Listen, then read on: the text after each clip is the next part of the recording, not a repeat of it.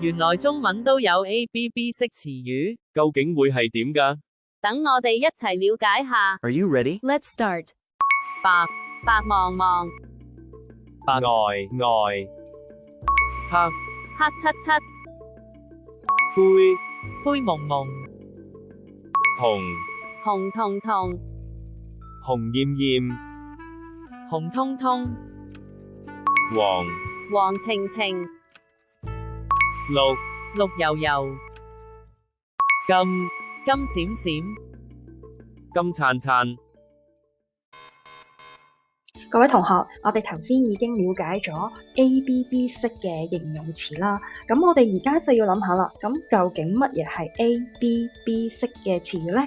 喺今次呢個情況嚟講，我哋會知道 A 其實係講緊顏色嘅詞語，例如紅、綠；而 BB 咧就係講緊例如彤彤或者柔柔，係一個疊字嚟嘅。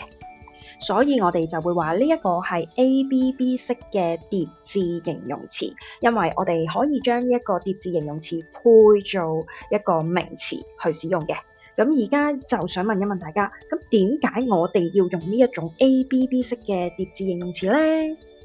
咁我哋下一堂就會去講解翻呢一點啦。如果你哋有興趣嘅話，可以先訂閱呢個頻道，咁我哋下一堂就會去揭曉㗎啦。